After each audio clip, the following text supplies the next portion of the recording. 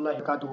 نحمده ونصلي على رسوله الكريم اما بعد فاعوذ بالله من الشیطان الرجیم بسم اللہ الرحمن الرحیم۔ الحمدللہ آج سے دوسرا پارہ کا درس شروع ہو رہا ہے، درس نمبر 91 ہجرت کے بعد مدینہ منورہ میں مدنی تاجدار صلی اللہ علیہ وسلم اہل کتاب یہودیوں کے قبلہ بیت المقدس کی طرف بحکم ربانی اللہ کے حکم سے رخ یعنی چہرہ کر کے با اختلاف روایت الگ الگ روایتوں کے ساتھ 9 یا 10 یا 13 یا 16 یا 17 مہینے تک نماز پڑھتے رہے، مگر آپ کی دلی آرزو یہی تھی کہ کعبہ شریف کو جس کی تعمیر آپ کے جد کریم سیدنا ابراہیم علیہ السلام کے ہاتھوں سے ہوئی، امت مسلمہ کا قبلہ یعنی حالت نماز میں مرکز توجہ یعنی دھیان کیندر بنا دیا جائے۔ رب کریم نے جب اپنے محبوب کی اس خواہش کو پورا کرنا چاہا تو پورا کرنے سے پہلے ان اعتراضات کو ظاہر فرما دیا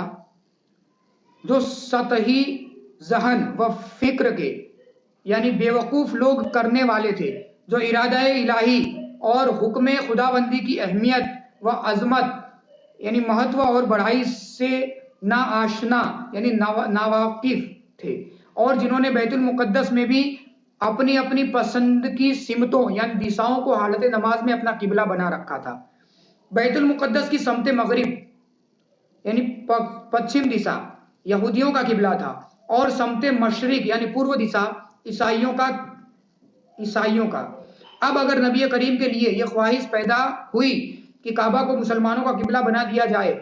جو حضرت ابراہیم خلیل اللہ کا قبلہ ہے، اور ابراہیم خلیل اللہ کا قبلہ ہے، خود حضور آیا رحمت صلی اللہ علیہ وسلم کی جائے ولادت یعنی پیدائش کی جگہ ہے، اور اللہ کا حرم اور بیت اللہ ہے، پھر رب کریم نے اپنے حبیب صلی اللہ علیہ وسلم کی خواہش پوری فرما دی، تو اس میں کون سی حیرت کی بات تھی اور اعتراض کا کیا محل تھا؟ ان اعتراض کرنے والے بیوقوفوں نے خیال کر لیا تھا کہ بیت المقدس کی کوئی ذاتی خصوصیات یعنی خاص بات ہے جو دوسری سمتوں کو حاصل نہیں، حالانکہ بیت المقدس کسی خاص خصوصیات کی وجہ سے قبلہ نہیں بنایا گیا تھا، بلکہ حکم خداوندی ہی سے قبلہ قرار دیا گیا تھا۔ تو اب یہ حکم جس سمت کے لیے ہو اور جب بھی ہو اسے قبلہ تسلیم یعنی قبول کر لیا جائے گا۔ تبدیلی قبلہ سے پہلے ہی اس پر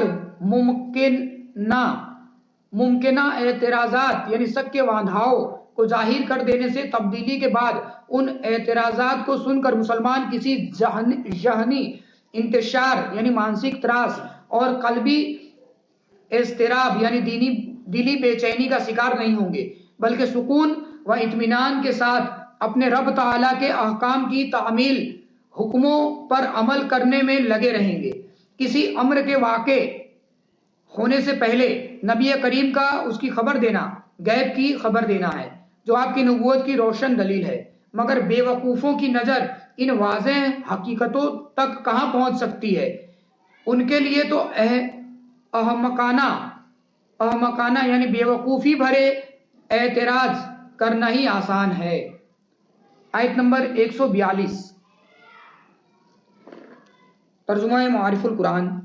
اب بکیں گے بے وقوف لوگ کہ کس نے پھیر دیا ان مسلمانوں کو ان کے اس قبلے سے جس پر تھے، کہہ دو کہ اللہ ہی کے لیے ہے پورب پچھم،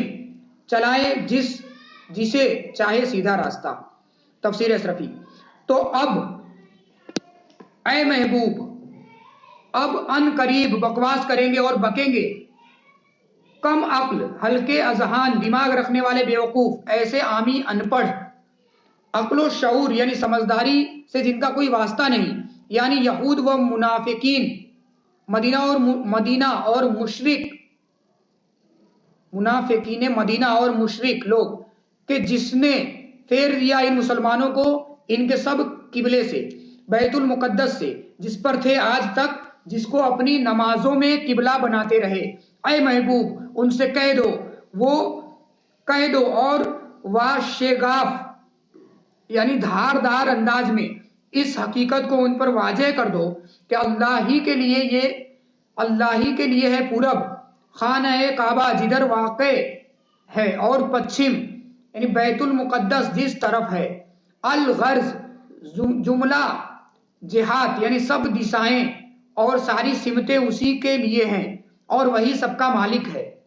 مختار ہے، چلائے راستہ دکھائے جسے چاہے سیدھا راستہ، دین اسلام کا راستہ اور قبلہ سیدنا ابراہیم علیہ السلام کا راستہ، اس پر کوئی اعتراض نہیں، وہ اپنے بندے کی توجہ جدھر چاہے کرے اور جس کو چاہے سیدھا راستہ دکھائے۔ صلو علی الحبیب صلی اللہ تعالی علی محمد صلی اللہ علیہ